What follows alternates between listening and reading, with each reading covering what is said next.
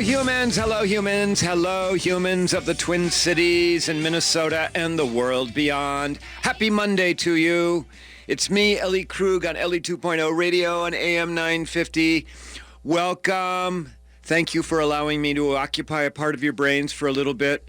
And happy Monday after Thanksgiving. For some of you, you're probably very happy about going back to work. Not everyone, but some of you. I mean, some people get way too much of family. Some people get way too much of Uncle Bill sitting across from the dinner table and giving looks when you say something, particularly political. So here we are. For the next hour, you have me or I have you. Your idealist, your practical idealist, Ellie Krug with an empathetic heart. And I know that you who will be here with me, I know that you all have empathetic hearts as well. I do believe that most of us are good. I just believe that many of us are afraid to use our empathetic hearts. So with that note, we're going to have a great show. Our featured idealist is a woman who broke the color barrier on the West Coast TV news. And the big interview is with a man named Tom Dzik, a local idealist who has lived a life of trying to change the world in his own way. He and his wife are incredible idealists, but we're going to only have Tom to talk to. And then after that, I'll talk a little bit about my work as a practical idealist. So let's begin. Our featured idealist is a woman named Belva Davis, the first African-American woman to become a television reporter on the West Coast in the mid-1960s. And I should add that the material I'm telling you about right now is gleaned from Wikipedia and a really great online resource named timeline.com. So Belva Davis started out in television news in the early mid-1960s on the West Coast, but it was not an easy start for her. She's not obviously a household name, and it was not given that Belva Davis would succeed. She was born in 1932, and when she was born, her mother was just 14 years old. Belva was born and became the oldest of 4 kids. She lived with various relatives, and at one point she was living along with 10 other people in a 2-bedroom apartment in Oakland, California. As she later recounted, quote, "I learned to survive, and as I moved from place to place, I learned to adapt. When I got older, I just figured I could become whatever it was that I needed to become." Period, unquote. Later, Belva went on to become the first person in her family to graduate from high school. So think about that, because what you're going to hear for the rest of this segment is how she went on and succeeded to a great, great degree. First in her family to graduate from high school. She couldn't afford college and began working as a typist at the Oakland Naval Supply Depot.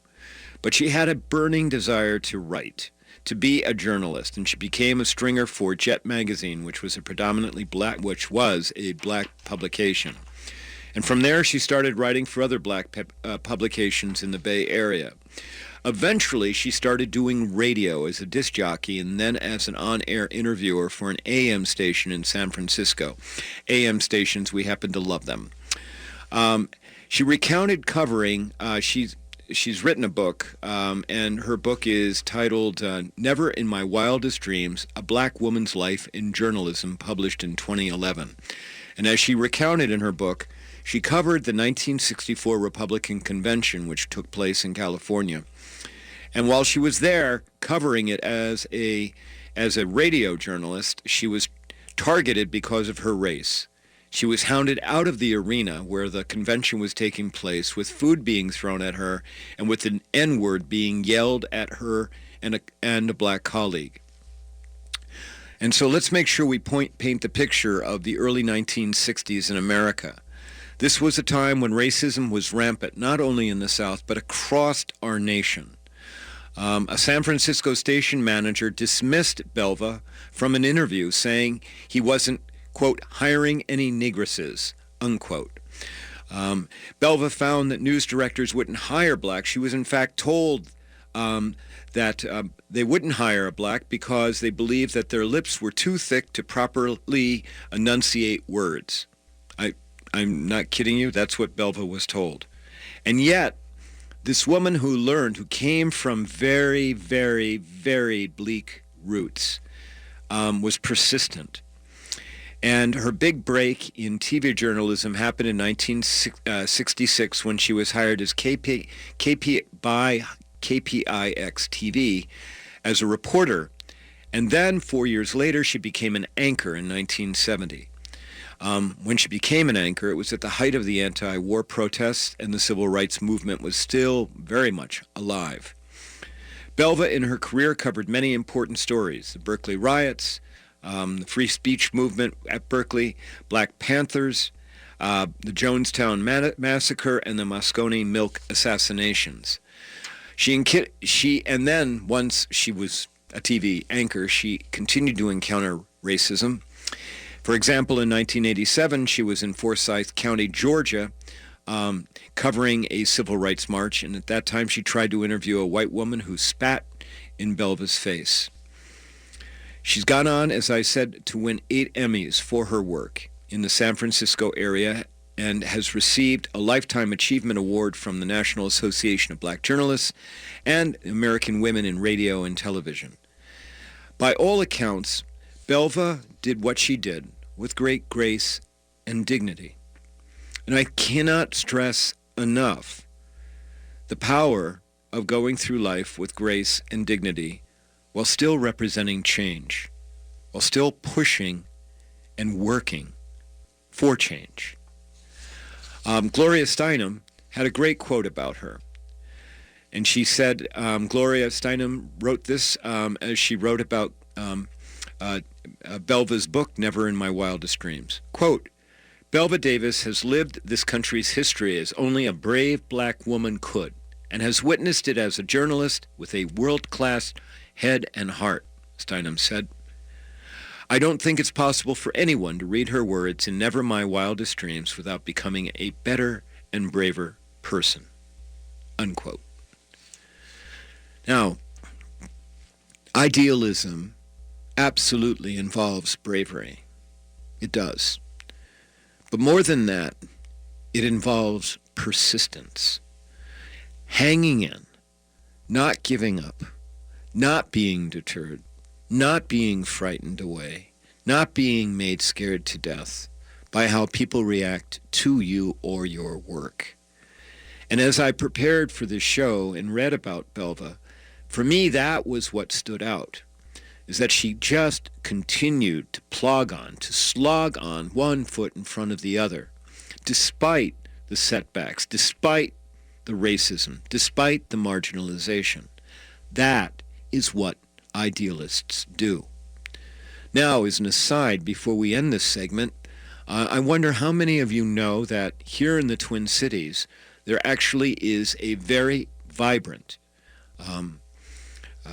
sector of the black publications catering to the African American community. If you go to North Minneapolis, you go into a store or a restaurant, you're going to see in the bins, the holders for publications, you're going to see 2 different publications. One is titled Insight News. The other is the Minnesota Spokesman Recorder. Both of those are vibrant publications that are directed to African Americans living in the Twin Cities.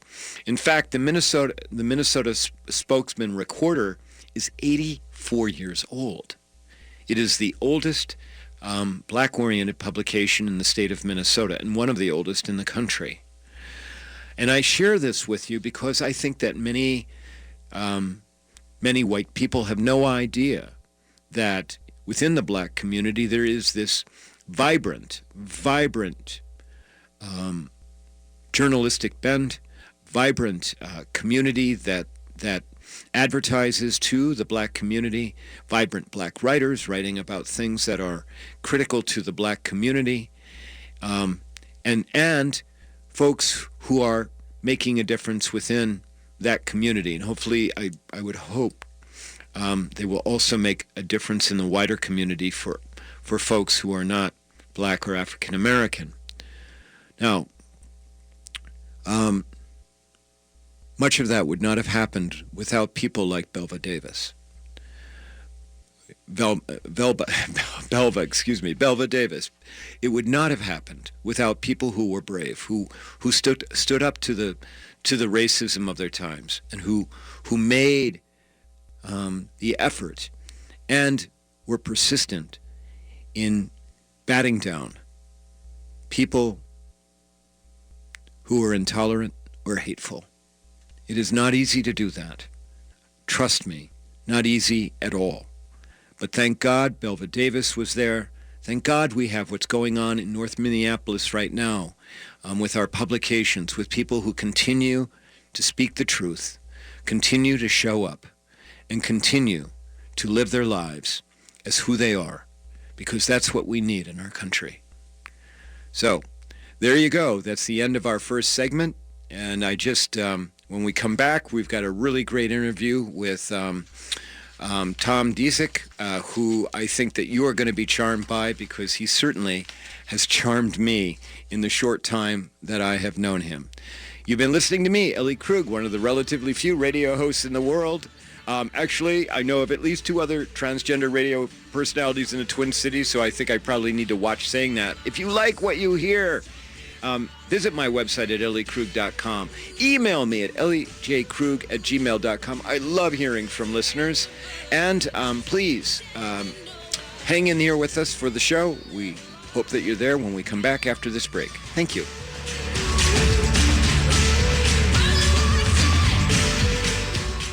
Brending Electrolysis on Grand Avenue in St. Paul has been a leader in permanent hair removal for people of all skin types and backgrounds for over 30 years, celebrating diversity and priding themselves on finding the right treatment plan for each client's individual needs, regardless of race or gender. Services include electrolysis, body waxing, facials, microneedling, and permanent makeup. Book your 60-minute complimentary consultation, including a 15-minute treatment today for beautiful, lasting results. Visit brendingelectrolysis.com. At Burger Mo's, Mondays no longer need to be a drag. Dine on the beautiful patio for Burger Monday Madness every Monday after 4 p.m., where you can order any burger and fries off menu for just $6. Not valid on Excel event evenings. Burger Mo's offers 20 fresh, never frozen burger varieties, as well as delicious appetizers, soups, salads, and unburgers, dogs, paninis, shakes, and desserts. Located at 242 West 7th Street in St. Paul, with plenty of free parking, and online at burgermos.com. This is Ellie Krug from Ellie 2.0 Radio on Mondays from 7 to 8 a.m. Many listeners know that I founded Human Inspiration Works, LLC, which trains on human inclusivity and on how to be welcoming to diverse humans. Today, organizations of all sizes find that they need to train team members on diversity and inclusion. I can do that. Many say that my trainings change the way they see the world. I'd love to help make your organization more welcoming. For more information, go to humaninspirationworks.com. Thank you. What kind of a jackass would let an animal pick their insurance? Did you really think a lizard could save you money on car insurance? Would you let a duck pick your health policy? Insurance can be a zoo, but this is ridiculous. What you really need is an insurance agent that isn't looking out for the insurance companies. You need Cheryl at Array, an independent agent with 30 years experience looking for the best rate possible. Quit monkeying around and call 763-504-3067. That's 763-504-3067 for Cheryl at Array, representing you, not the insurance companies. At Pride Institute, being LGBTQ+ is the norm, not the exception. Their highly trained and skilled staff understand your issues and will help you live a happy, healthy life as a proud LGBTQ+ person. They offer you hope to overcome your addiction and live the life you want. Their treatment programs are designed to assist you in developing the knowledge, skills, and attitudes for long-term recovery. Therapy groups include health education, LGBTQ issues, HIV and chronic illness, trauma, grief and loss, transgender support, nicotine recovery, education, and sexual health. Pride Institute offers a residential treatment program, a partial hospitalization program that includes day programming with lodging, and an intensive outpatient program. If you or someone in your life can benefit from guidance and coping skills, life balance, and other tools necessary for long-term recovery, check them out at pride-institute.com or call 800-547-7433 now.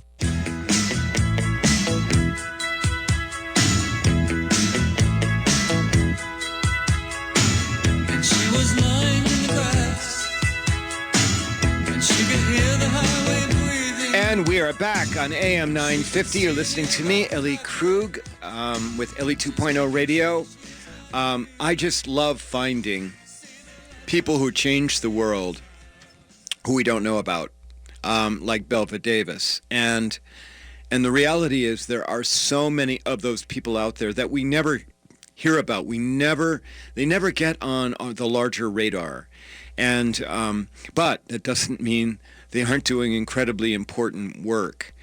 And that brings me to the big interview today, because we're going to speak right now with Tom Dzik, another person essentially under the radar, doing incredibly important work in the past and in the present. Tom, welcome to Ellie 2.0 Radio. How are you? I'm good, thanks, Ellie. I'm really thrilled to have you here, Tom. Happy to be here. Yeah, and I know, though, that this is a bit of a stretch for you, because I know that you're not used to being on the radio, and you're probably not used to being highlighted for the good that you do in the world. That would be my guess. Am I right about that? Yeah, I try to stay under the radar on what I'm doing. Yep, just doing it. All right. Well, so for our listeners' sake, let's give them a little bit of an idea about you. You are an older gentleman. Is it okay if I say your age? Yes. Okay. That's right. So you're 76 years old. That's correct. And you're native to the Twin Cities. Yes. You know, and we just heard about Belva Davis and her very humble roots. You started out pretty humble as well. Yeah, I came from a working class neighborhood. You know, my father was a warehouseman, and so we didn't have a lot of means, but we had enough. Right. Yeah. Okay. But along the way, you got a break, right? Got a big break. Yeah, I was fortunate enough to get a full ride to high school and a full ride to college, and I think that those two episodes of my life really changed and really kind of made me who I am today. As I look back, I think that had the biggest impact on my life. Okay. And how can I ask, how did you get the ride? You went to St. Thomas Academy, right? Yeah. And how did that happen? I think it was a combination just of financial need and hopefully a certain amount of intelligence, I guess, that I got the scholarship because of that. Okay. All right. Well, I'm sure the intelligence is there. So, it has always been there. But you got somebody that believed in you. That would be part of what happened. Yes? Yep. I had an 8th grade teacher that really promoted me, I think, and championed my cause. Yeah. All right. Well, tell me more about this 8th grade teacher. Yeah, she was a sister of the school sister of Notre Dame, and so we just had a great personality. You know, I suppose if an 8th grader can have a crush on a nun, I probably had a crush on her. And yeah, she really helped me a lot. Okay. All right. And, you know, and one of the things that I'm finding, because, you know, I've been doing a lot of interviewing of people on my show, Tom, and one of the things that I'm finding is that for many of our people that are out trying to make the world a better place, there was always some figure, somebody in their life that helped model that for them, and that also involved in believing in them as well. So, all right, so the reason I wanted you on the show is because as I got to know you, and we've only known each other maybe, 3 years at most, as I got to know you, though, I found it pretty incredible what you were doing, because you got out of St. Thomas. Just bring us a little bit on your career. What was your career, and then we're going to get to the work that you were doing to make the world a better place. Well, after I got to St. Thomas, I mean, this was probably one of the first things of giving back. I was in the military for 3 years, and I volunteered because I just felt that was what you did as a citizen. You had to serve your country. So got out of the military, taught school for 2 years, and then for 45 years I had my own financial planning business. Okay. All right. But beginning pretty early in your, well, you're married to Hannah, right? Married to Hannah, yep. How many years? 56. And you said it so quickly. I'm very proud of you, Tom. She'll be very happy to know that you could come up. Sometimes people have to count. Okay. 56 years. How many children? 5. 5. Okay. But now we need to focus on that 5 number, because early on, as your kids were younger, you started to take in other kids into your house. Is that right? We did, yeah. For 3 years, we had a group home where we had people that were involved in the court system, and we were kind of the last stop before they got kind of locked up, if you will. So it was the last chance to see if they could make it without going to some correctional facility. Okay. How did you get involved with that, Tom? And what, I mean, you had 5 kids, right? We did, but that was just kind of part of the giving back, I guess, that started way back when. And I think I started doing like a Big Brother program and was leaving the house. And I said, well, this is kind of crazy. What if we just bring them into our house and I won't have to leave? So we got involved with the Ramsey County Juvenile Probation Department and got a hold of a guy there, and that started it. So we started getting kids, and we had as many as 4 teenagers living with us on occasion. Okay, 4 teenagers plus 5 of your birth children. That's correct. Okay, and these are teenagers. The teenagers that you took in over these years were teenagers that had problems. Yes, that's correct. Okay, and I'm going to assume some of them ended up having to go on to juvenile detention or corrections. Yes. Yes, they did. Yeah, couple of them didn't make it with us. They had they couldn't stay. But some of them did make it with you. I think so. I hope so. We didn't hear back from a lot of them, but we heard back from a few. Okay. Do you know the stories of any of those that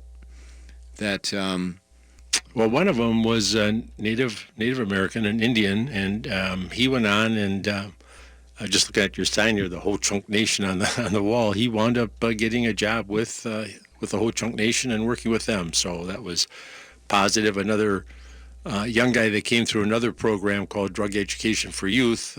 He went on and I think was a musician for a while. So yeah, that's the only ones I really kind of know a whole lot about. Yeah. Okay, but you were, I mean, you're having it at one point. You're having 9 kids in your house. Yeah. So Hannah was she was the real strong one at that. I mean, you can imagine cooking for that many and doing laundry and whatever, and yeah. So. Okay, and listeners, you're not seeing this, but Tom he's a very humble guy, and I'm like pulling teeth here to get him to talk about this. And I had said to him before we got on the air, we were just going to have a conversation. And it's okay, Tom, to talk about this stuff. Because you know what? When you talk about it, it causes other people to think that maybe they can do it too. And that's really how we change the world. All right.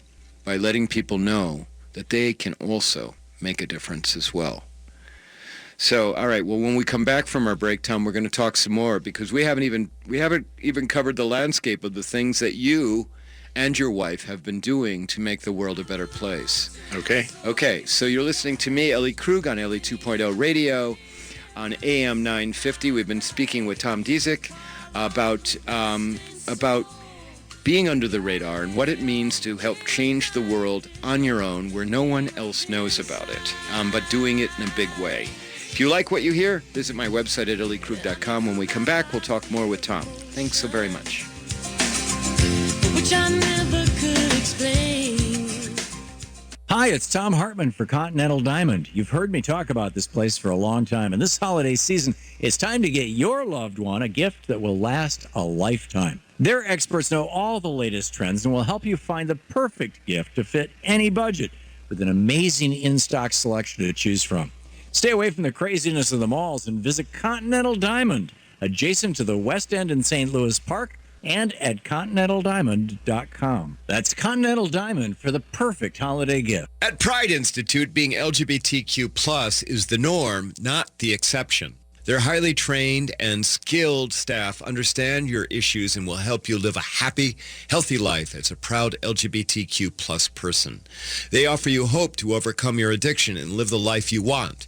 Their treatment programs are designed to assist you in developing the knowledge, skills, and attitudes for long-term recovery. Therapy groups include health education, LGBTQ issues, HIV and chronic illness, trauma, grief and loss, transgender support, nicotine recovery education, and sexual health.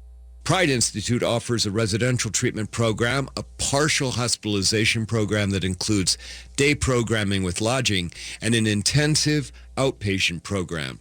If you or someone in your life can benefit from guidance and coping skills, life balance, and other tools necessary for long-term recovery, check them out at pride-institute.com or call 800-547-7433 now. Total Dog Company exists for people who are serious about their dogs. People who want the best nutrition and the best gear for their dogs. Total Dog Company's mission is to provide high-quality, practical food and gear for dogs and only dogs.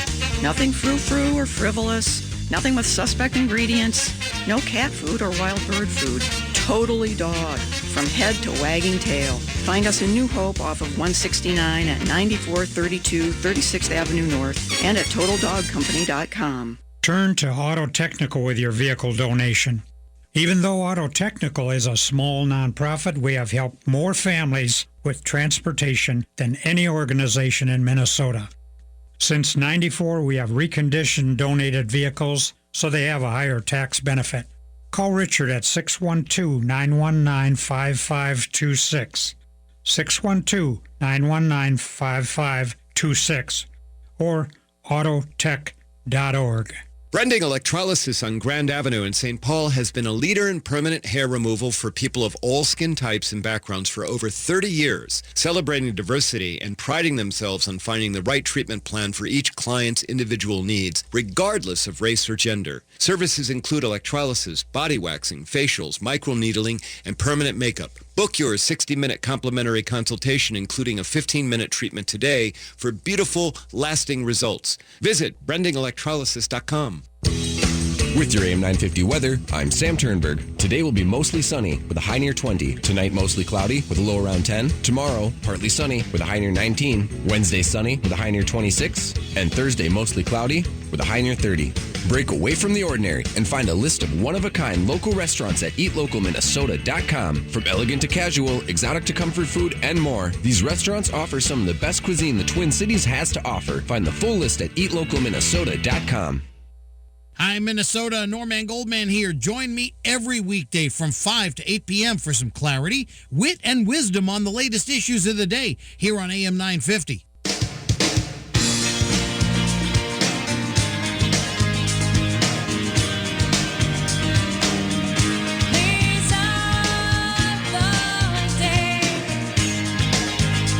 And we're back on Ellie 2.0 Radio on AM 950. This is me, Ellie Krug, your host.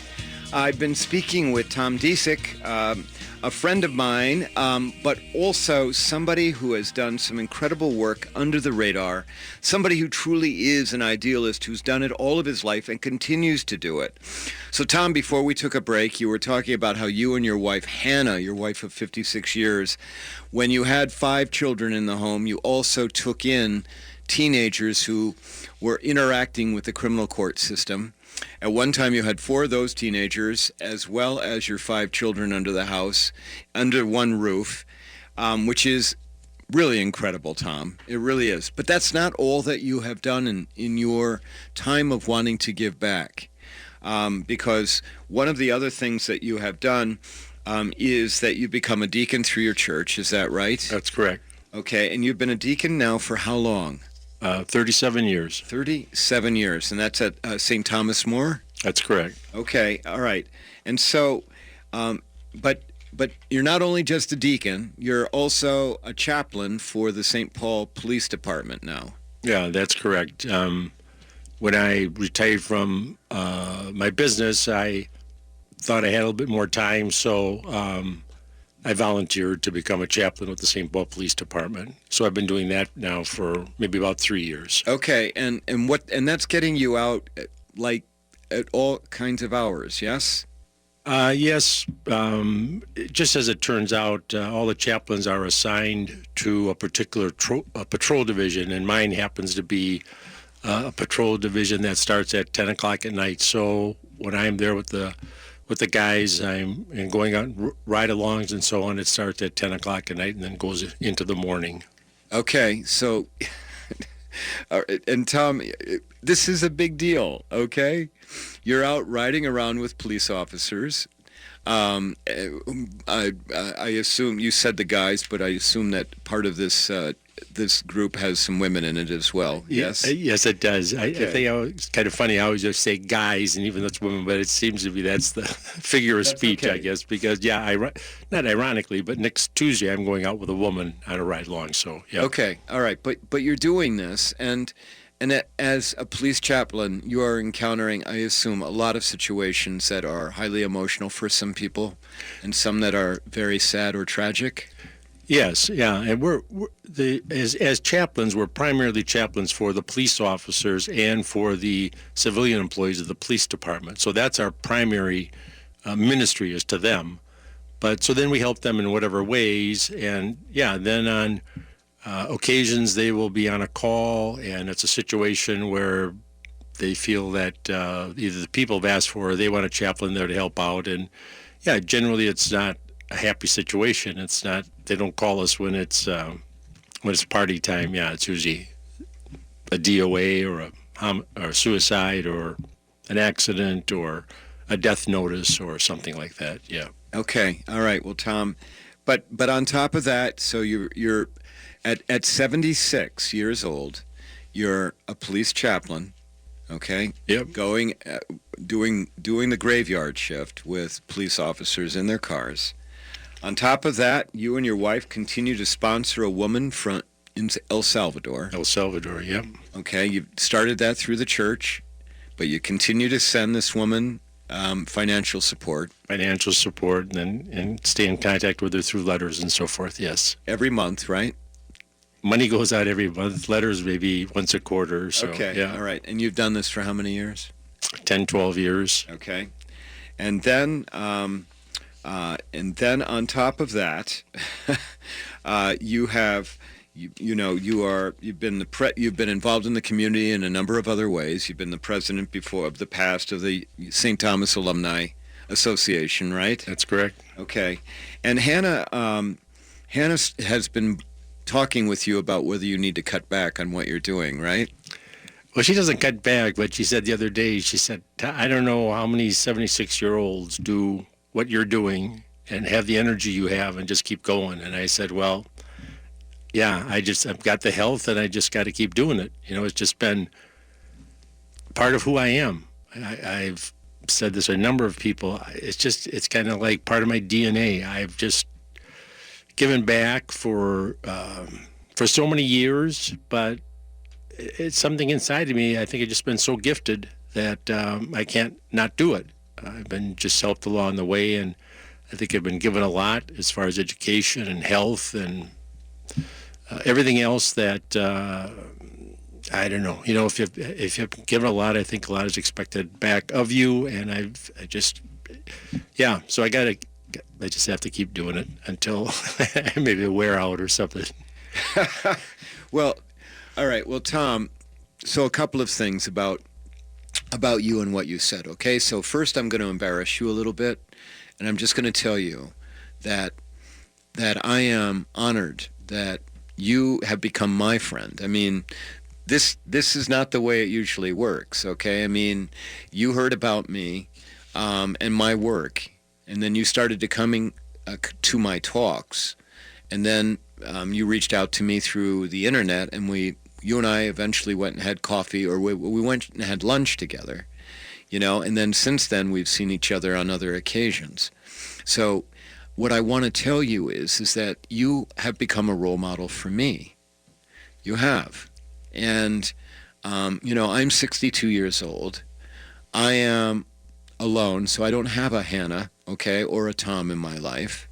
And we don't need to dwell on that, but it's hard to push on at times because it's a very solitary work. You know how solitary it can be to be giving back because you just keep giving. And but you're a role model for me because I'm trying to figure out what I'm going to do in the next 10 years.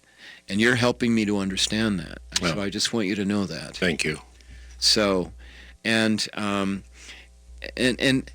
so one of the things I wanted to talk about with you before we broke was how you're feeling about our country right now. I mean, you grew up, you did a lot of the stuff you've talked about in the 60s, the 70s, and the 80s when we had a different country, in the sense that the American dream, everybody could identify with it and grab onto it. We're starting to lose that ability for our children to do better than we are. What are you thinking about America right now, as somebody who has spent his entire life giving back? Well, I think that somewhat discouraged, I think, with all the dissension. I think that I'm a little buoyed by the last election, that we've got a number of young people in there, much more diversified. I think we really have to start talking with each other, which we're not doing. And I'm really discouraged by how we become so individualistic in our society.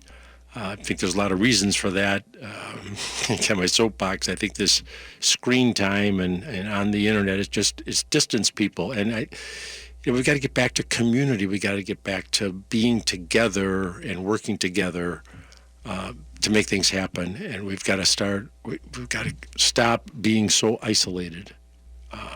So if we can do that, that's great, and hopefully we'll move towards that. But yeah.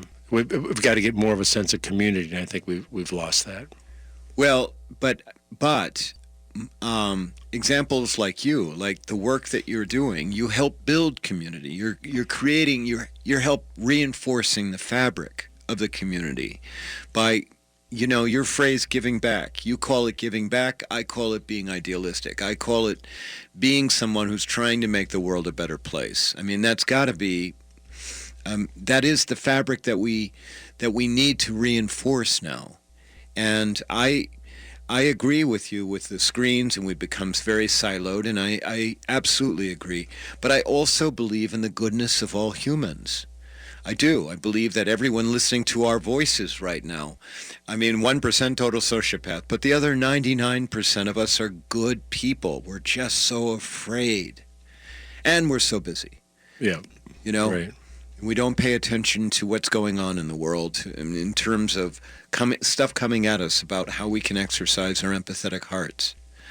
What advice do you have, Tom, for someone, who wants to do more in the world, but who may be afraid or doesn't think they have the time? What advice do you have to offer? Well, I think, to say you don't have the time, I think that we have time for what's important to us. So I think there is a need to give back. There's so many places that you can give back to. All you have to do is make yourself present and say, hey, I'm here. How can I help? And people just gobble you up, I think. And I think it's important that we get out of ourselves and give back to our fellow human beings. It's just, So just, it's just like that old Nike commercial. Just do it. Just get out there and just do it. And no excuses. Just do it. Well, Tom, on that note, I think that that's a really great way to end our interview. You have been someone who has been doing it your entire life. And I'm pretty much in awe of that. Thank you. I just want you to know. And I also want to thank you. I do. I barely know you. I do know you, but not a long time. But I want to thank you for all that you've done.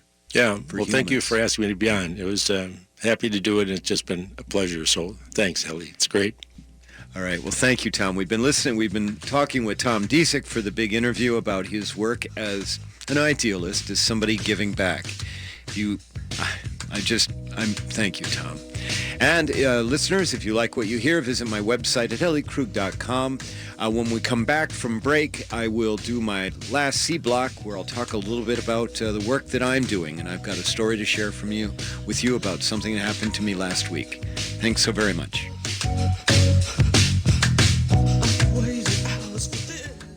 At Pride Institute, being LGBTQ+ is the norm, not the exception. Their highly trained and skilled staff understand your issues and will help you live a happy, healthy life as a proud LGBTQ plus person. They offer you hope to overcome your addiction and live the life you want. Their treatment programs are designed to assist you in developing the knowledge, skills, and attitudes for long-term recovery.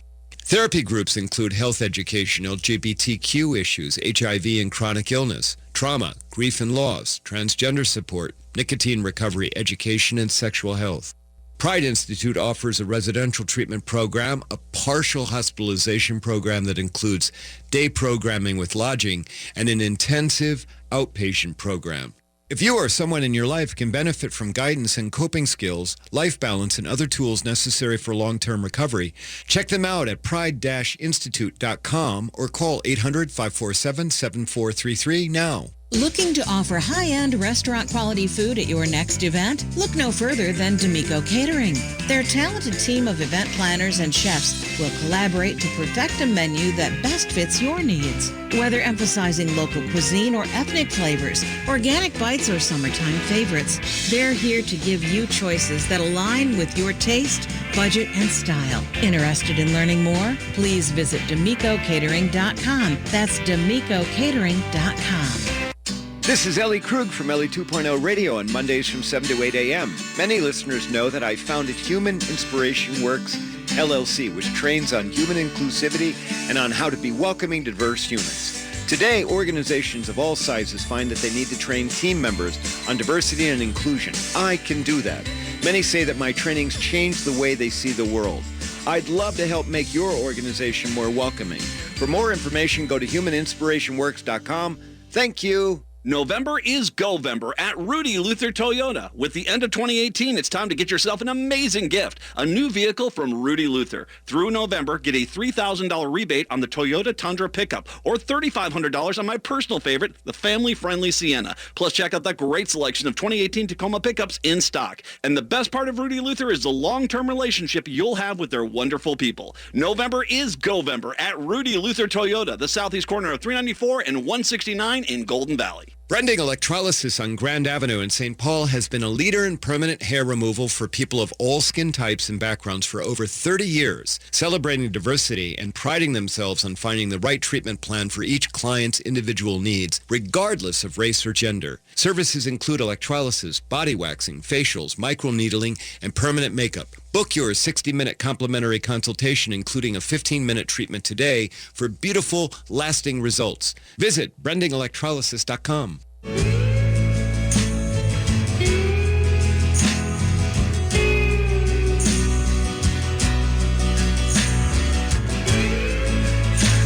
wanna hold the hand inside you. And we're back on AM 950, Ellie 2.0 Radio. I'll tell you, Tom Dzik, he is a hero of mine, and I had him on the show because I thought it was important to have, every once in a while, I think it's important to have, like, quote-unquote, ordinary people who are doing incredible work. I'm sorry, having 5 birth children and then 4 teenagers who were tangling with the court system, living under your house, under your roof, and doing that for several years because you wanted to give back, that's extraordinary. And I know that many of you listening to me right now are doing incredible things, but the combination of doing that, of being a deacon in his church, of being now a chaplain at 76 years old, going out at 10 o'clock at night, all pretty incredible stuff. And I wanted to share with my listeners, and I don't know how well it came across because I'm really not a very good interviewer, but I wanted to share the idea that everyone can do that. I mean, that we all, if we try. Now, I want to, in my C block here, in the time that I have left, I want to talk about something that happened with me last week. As I'm a practical idealist, I was in Richmond, Virginia last week. I had given a talk to a chapter of legal professionals, a group of support people called the Association of Legal Administrators. They have a chapter in Virginia. These are the backroom people for law firms and legal employers. I also spoke, the talk was also sponsored by SHRM, the Society of Human Resource Managers. I was in an Uber in the morning last Thursday after the talk on Wednesday night, driving to the Richmond airport in the rain. And a man picked me up on Uber. And with Uber, you always know the name of the driver and you know their age. And his name, the name of the driver was Abraham. And he, a black man, he picked me up. And I'm an introvert, and I know you may not believe that, but I really am. And many times when I get into cabs or when I get on an airplane, I just, when I just look out the window, okay, and I just need to kind of be alone. I don't like to engage if I cannot escape the situation. But for some reason, on this day, I decided to engage him. And, it started out with, how's your day going? How long have you been driving with Uber? Those are kind of like my standard questions. And I've been driving for Uber for a number of years, like 2 or 3 years. And it was, at this point, it turns out that Uber is his retirement. Turns out that Abraham is 51 years old. And as he's talking to me, he has an accent. And I'm in the diversity and inclusion business enough to know probably when it's appropriate or not appropriate to ask questions. But so I asked, what is your country of origin, if I may ask that? I said to him, and he told me that he was from Liberia. Now, I know enough about Liberia's history to know that it was the subject of a civil war. And I asked to him, I said, did you escape the country's civil war?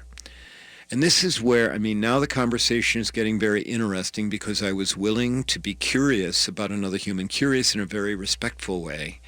But now the conversation was taking a turn that I had not expected when I stepped into that Uber ride. And so he said, no, I did not escape the Civil War. And he went on to tell me that twice while he was in Liberia, he had had guns pointed at him. And I said, oh my God. And he went on to explain the second time it was with 2 12-year-old boys carrying AK-47s. And they were pointing their guns at him, demanding the half bag of rice that he was carrying, because that rice was that was going to be the food for his family. He had a wife and 3 children. And they demanded it. And his words to me at that time were, half bag of rice, he exclaimed. But then he went on very quickly and he added, he said, but God looked out for me. God was good to me on that day. And the boys did not shoot him, but they certainly got the bag of rice. Now, I've got to tell you, you don't hear that every day when you talk with someone about having guns pointed at them, about being in countries that are in the midst of a horrific civil war. And the Liberian Civil War was horrific. Many people died. But then he went on to tell me that he came to the U.S. 19 years ago and brought his wife and 3 children. So, listeners, refugee, okay? Refugee from an African country. Right now in our country, right now, we've cut in half the number of refugees that we're accepting, okay? He goes on to tell me the story. He came to Richmond, Virginia, and got a job in a warehouse. He was a forklift operator in a warehouse, and he worked the 9 p.m. to 6 a.m. shift. And he went on to tell me he did that for 15 years. His wife worked for Walmart. And when he would get home at, a little after around 6:30 in the morning, and at 7 in the morning, his wife would leave to go work at Walmart. They did that for 15 years. And he went on to tell me, so I asked, tell me about your kids. And he, of course, very proud of his children. And he went on to say he had 2 boys, both in the military, one in special forces. And then he had a daughter who had become a lawyer and was in New York City. And he shared a little bit about his children. And we got into a discussion about the American dream. about wanting for our children just something better than what we got. And he understood exactly what I was talking about right away. It was clear in his mind, and it sounded to me as well, that his children were doing better than what he had been doing, certainly at where the ages of where his children are now. He was very, very proud of them. He was proud to be an American, and thankfully I asked, is everyone in your family a citizen? Because I am so worried about our people here who are not citizens. And he said, yes, we're all citizens. And in fact, his daughter had made phone calls before the midterm reminding everyone that they needed to vote. Now, that's the way America is supposed to work. It is supposed to work that our children do better than what we do. One of the things that was absent, that at least as I listened during the midterms, was this talk about the American dream and about the focus on our children. We just heard from Tom Dzik, who was extraordinary lengths focusing on children that weren't even his. We have forgotten the need to focus on the children. Everything that we do in our country right now should be focused on the children, on making sure they all excel, that they all get a good education, that they have the opportunities once they have that education to get into the workforce and to soar if they have the skill set or the motivation or the persistence or all the other things, the kind of things that Belva Davis had once she had the opportunity to live and do what her passion took her to do, which was a journalist. We have forgotten about the children. All right, that's all I can tell you about that. I now need to move to saying goodbye to you. And so I need to give a big shout out to our sponsors, the Pride Institute, which is a drug and alcohol and residential outpatient recovery center, and Brending Electrolysis. Big shout out to Brending Electrolysis and Bev. Tell her Ellie sent you if you go, because she does great work.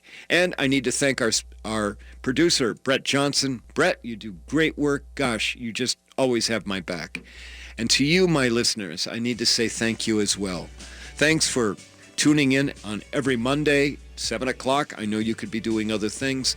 Thanks for emailing me and telling me what you think of the show. And thanks for most of all for just trying to do better in the world, for you going forward and trying to make the world a better place, because it does matter. Talk to you next week. Thanks so very much. I was kissing back.